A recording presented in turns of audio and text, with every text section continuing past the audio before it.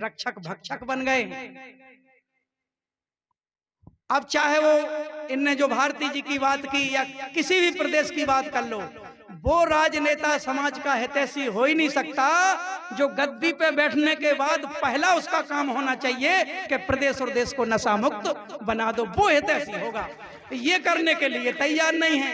ये इसलिए तैयार नहीं है, राजस्व की कोई बात नहीं है। गुरुवर की अगली बात सुनकर आपके हृदय भी रो पड़ेगा आपको। भोपाल में जब माननीय शिवराज सिंह चौहान जी ने उपस्थिति दी, 20-30 मिनट का उनका बहुत महत्वपूर्ण व्याख्यान भी था।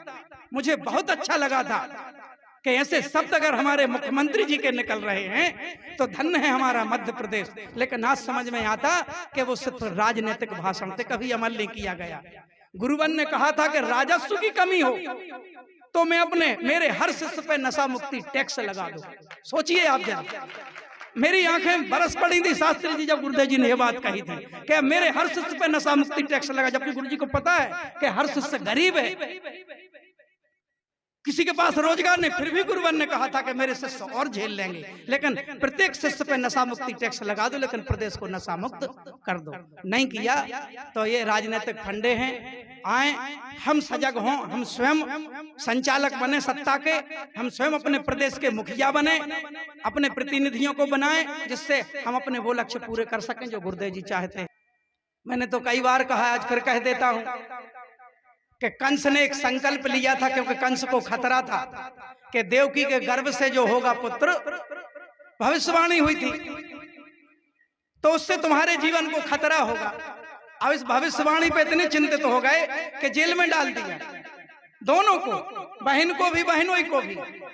कारावास में कैसी यातनाएं सही होंगी ये सिर्फ 1 मिनट सुन लिया, इससे कुछ नहीं होता। जो रहे हैं कारावास में उनकी आत्मा से पूछो क्या कष्ट सहा होगा। और बच्चा हुआ और कंस के द्वारा तुरंत मार दिया गया।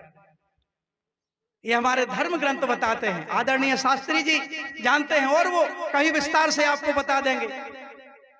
तो उस कंस का संकल्प था कि देवकी के पेट से जो पैदा होगा उसे तुरंत मार दो, क्योंकि मेरे जीवन को खतरा है। एक हमारे मामा है शिवराज सिंह जी, इनने संकल्प वही लिया है लेकिन थोड़ा बदल दिया संकल्प को। कंस का संकल्प था देवकी के पेट से जो पैदा हो उसे तुरंत मार दो, और हमारे शिवराज मामा जी का संकल्प है कि जो बहन बेटियों के पेट से पैदा होगा उसे तुरंत मत मारना, जब बड़ा हो जाएगा तो दारू पिला पिला कर मारेंगे। हमारे कंस का संकल्प लिए जाते रहे, इतिहास दोहराए जा रहे हैं। लेकिन गुरुवर कहते हैं परमहंस योगीराज श्री शक्तिपुत्र जी महाराज, मैं ऐसा नहीं होने दूंगा। ये धर्म सम्राट है और इनके हृदय में जो करुणा ममता दया भरी है, मैंने अपने जीवन में, मुझे चाहे कभी समझ लो छोटा सा गीतकार समझ लो या मनुष्य तो समझोगे, करुणा तो मैंने देखी है, ऐसी करुणा मैंने कहीं नहीं देखी। जब शासन प्रशासन सजग ना हो, एक वो भी समय आएगा। वही तो हम लोगों से कहते हैं, नए लोगों से, कि एक बार चेतो तो हमारी वोटों को वोट मत समझो, हमारी पार्टी को राजनीतिक पार्टी मत समझो। जिस दिन हमारी भावनाएं समझोगे, जिस दिन हमारे विचार समझोगे कि हम क्या करना चाहते हैं।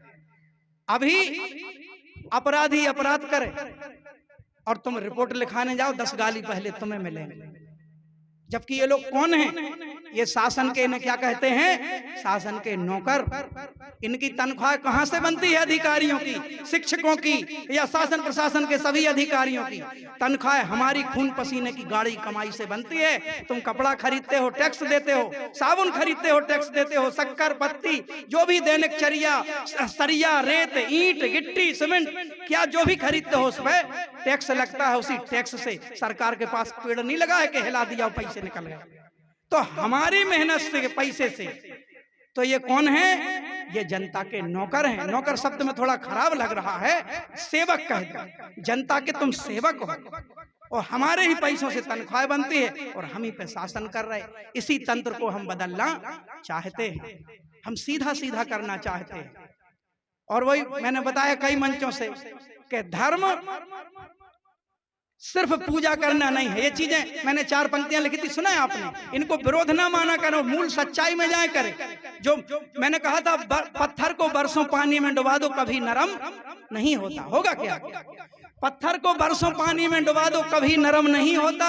बिना सदगुरु की शरण गए कोई भी कर्म सत्कर्म नहीं होता। और सच्चा धर्म है पीड़ित मानव की सेवा करना, सिर्फ घंटा बजा दिया ये धर्म नहीं होता। वो भी धर्म है, मंदिर जाना धर्म है, घंटा बजाना धर्म है, लेकिन वो एक प्रक्रिया है, सच्ची प्रक्रिया है। हम अपने समाज के लिए कुछ करें और गुरुवर के इस अभियान को सफल बनाएं, सबकी आवश्यकता है। एक अकेले व्यक्ति की नहीं, जब 4 तंत्रों से देश चलता है तो हमें भी 4 तंत्रों के लिए चाहिए। इस अभियान को सफल बनाना प्रत्येक व्यक्ति का महती कर्तव्य है। अभी ना किया, तिलक भाई बहुत अच्छी बात बोल कर गए, अभी ना किया तो हम कभी ना कर पाएंगे। ये संधि काल कहा है गुरुवर ने, दो युगों का संधि काल है, इसमें जितना हो जाए वो उतना कम है। छांव में बैठे रहें ये एक पक्ष है। साधक वो है, गुरुवर के कितने चिंतन याद आते हैं बार बार कि मुर्दा डाल दो पानी में बहता जाएगा, कोई बहुत बड़ी बात नहीं है। मुर्दे भी बहते हैं, निर्जीव, लेकिन हम जिंदा हैं। हमारी बाजुओं में धर्म की ताकत, सत्य की ताकत है, तो हमें धार में नहीं बहना, हमें ऊपर बढ़ना है।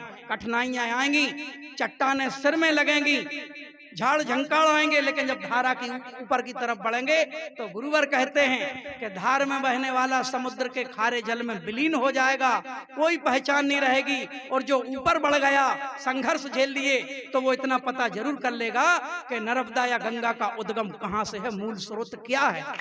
और जिस दिन वो मूल स्रोत हमने पा लिया, उस दिन कई लोग मर चुके होते, कई लोग।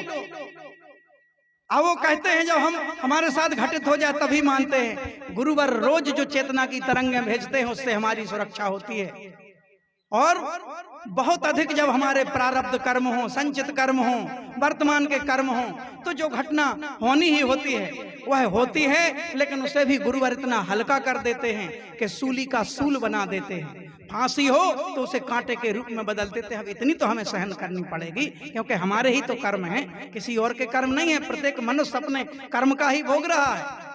याद नहीं है बस तुमने पिछले जन्म में किया, अरे इसी जन्म का गहराई से याद करोगे। इतने इतने जीवों की हत्या की हमने, मांसाहारी थे, पता नहीं कहां कहां शिकार किया, मछलियां मारी, मुर्गे मारे, बकरे काटे। वो कर्म किसी ना किसी रूप में आएंगे। ये मत सोचो कि सिर्फ एक बार हम दुर्गा चालीसा करेंगे तो हम मुक्त हो जाएं। हाँ, उसका लाभ होता है जितने बार माँ का नाम लोगे दुर्गा चालीसा, लेकिन वो जो पड़ी पाप की गठरी है धीरे धीरे घटती है। और गुरुवर आशीर्वाद देते हैं, उससे घटती है, हमारे अच्छे कर्मों से।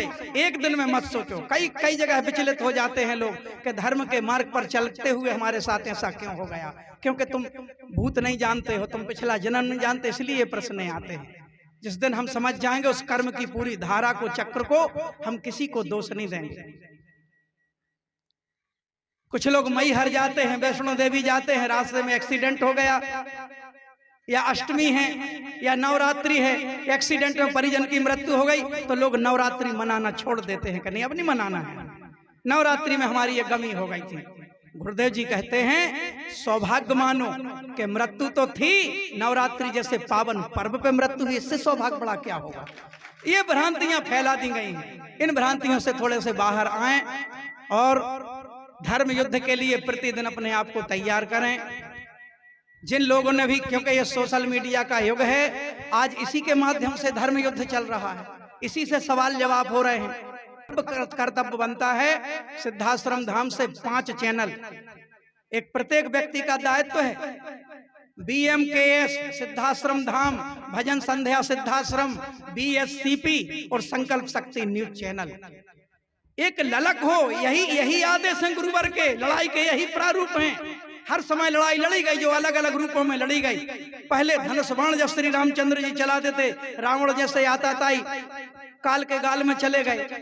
आज हो सकता धनुष बाण की आवश्यकता ना हो, आज शब्दों के तीरों की आवश्यकता हो, आज साधना की आवश्यकता हो, युद्ध का प्रारूप बदला है। तो सोच समझ के ये हमारे जो 5 चैनल हैं, ये उसी धर्म युद्ध में इतने सहायक बनेंगे। कोई भी पार्टी बुरी नहीं है, उनमें बैठे लोगों की भावनाएं बुरी हैं, वो बुरे हैं, उनकी विचारधारा बुरी है। इसलिए गुरुदेव जी ने एक अलग विकल्प हमें दिया है। तिलक भैया ने भी कहा ये राजनीतिक फंडे हैं, अभी एक की औकात जान जाओगे वो दूसरा चेहरा पेश कर देंगे, क्योंकि वो राजनेता जानते हैं दिल्ली भोपाल में बड़ी बड़ी खोपड़ी वाले, वो जानते हैं कि जनता बेवकूफ कैसे में बनेगी। उनका सिर्फ एक फंडा है, जैसे मेरी औकात जान जाओगे वो किसी दूसरे व्यक्ति को, और तो और नहीं तुम्हारे रिश्तेदार को रख देंगे, तुम्हारी जाति वाले को रख देंगे। यही तो हो रहा है पूरे समाज में, किसी एक की बात नहीं है। उन्हें सिर्फ अपना वोट बैंक बढ़ाना है, कुछ भी बोलते हैं, कुछ भी करते हैं। और चौथा तंत्र भी आपने देखा, जैसा होना चाहिए वर्तमान में वैसा नहीं है। राघवेंद्र राठौर जी जैसे सब नहीं है, मुंह देखा दिखाते हैं, लिखते हैं, पर कौन बोले सब कुछ है। अब हमें सफाई करनी है तो हमारे भी तो कपड़े गंदे होंगे। तो ये भारतीय शक्ति चेतना पार्टी और भगवती मानव कल्याण संगठन श्री पंचज्योति शक्ति सिद्धाश्रम धाम मन वचन कर्म से समाज का हित चाहता है।